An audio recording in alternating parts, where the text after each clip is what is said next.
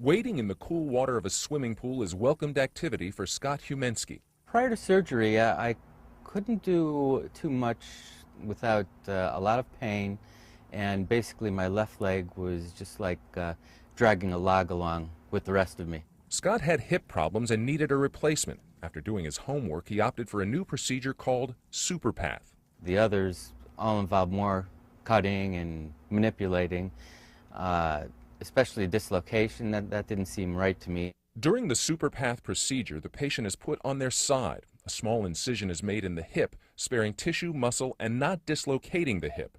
The new hip is then built inside the body, which allows it to stay in place without any unnatural twisting. You're talking about a much quicker recovery, lower blood loss, and the big one that a lot of people are worried about is a dislocation risk after a hip replacement, and those are completely eliminated with this procedure.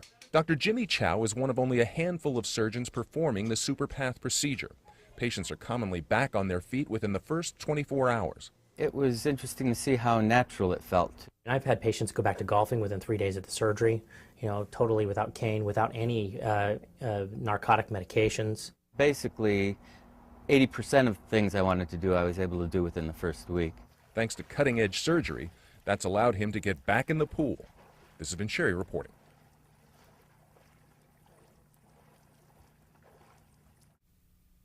The contents of this freezer could hold the answers to many medical mysteries. We started on Alzheimer's disease. Since that time, we've added Parkinson's disease and arthritis. And now we are going to expand to study hopefully heart disease, cancer, and other major diseases of aging. Dr. Thomas Beach heads the Brain Donation Program at Sun Health Research Institute.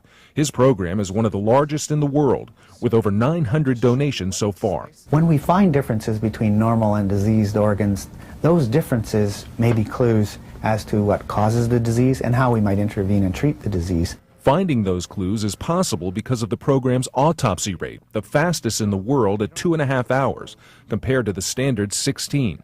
Crucial time, according to Dr. Beach. The importance of that is that we preserve the chemistry as it was during life, or as close as it can be to as it was during life. Currently, 950 people are signed up to donate, including Ruth Ann Wielander.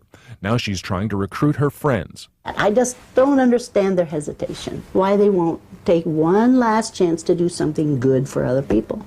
This retired music teacher believes her donation may someday help fight disease. And I hope it very soon that Alzheimer's and Parkinson's and all these terrible diseases are stopped in their tracks. With the help of donors like Ruth Ann, it's a real possibility. This has been Sherry reporting. Visit healthcornertv.com to sign up.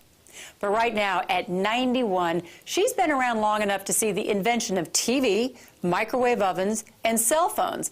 But there's one invention that had Eleanor Donaldson completely stumped. Until now.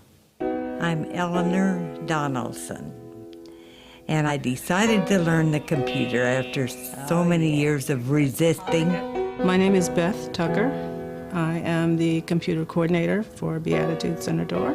I maintain the computers for Beatitudes. I set up volunteers that go out and help the elderly individuals learn how to use those computers. So go ahead and click down here. For the elderly, a lot of them that first encounter a computer, they have no idea how to use a mouse. The very act of putting their hand on the mouse, of right-clicking and left-clicking, a lot of them are afraid to turn it on. They're afraid they might do something to break it right away.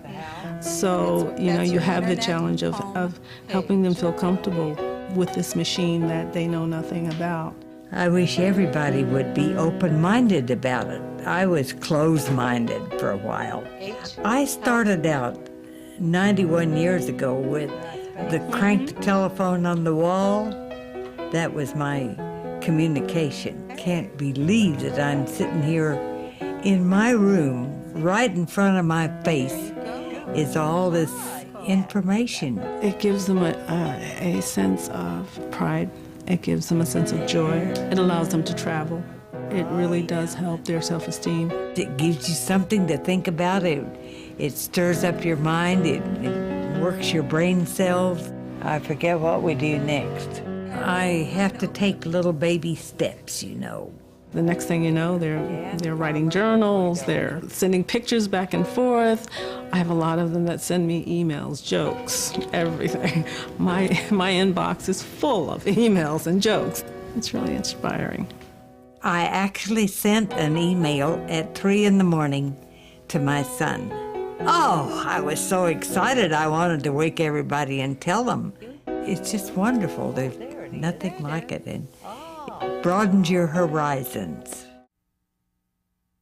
In room 110, these researchers are trying to find a way to mend broken hearts. We're working on the idea that you can put new cells in the heart to replace the cells that are damaged after a heart attack.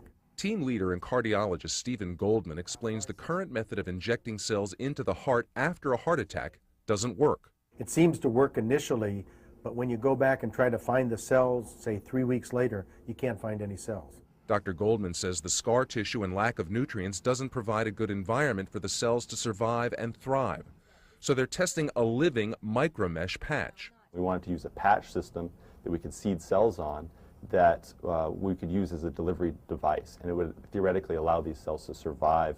Look closely. When the cells are put on the patch, they actually start beating on their own in unison. Within a short period of time, about 48 hours, these cells actually begin communicating amongst themselves. The patch is being put to the test in animals. If you put the seeded patch on 3 weeks after a heart attack when the rat is in heart failure, then yes, the rat gets better. Ultimately, the patch could help human patients with chronic heart failure. We see people who are at the end of their disease process and there's not much we can do.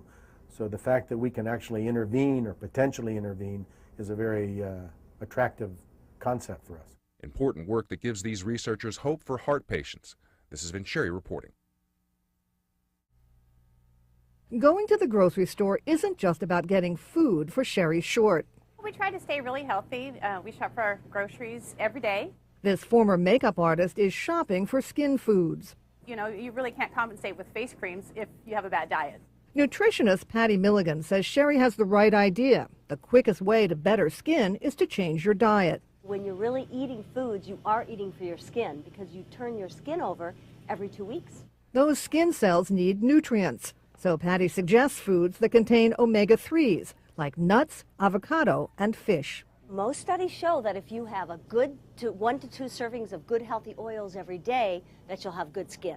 Another good choice, sweet potatoes. When you look at the skin cell, it's very rich in beta-carotene and vitamin A. So by eating foods that contain those, you are guaranteed that you're going to produce a very good, healthy skin cell. Got dark circles, dull skin? Patty says they can be signs of poor digestion.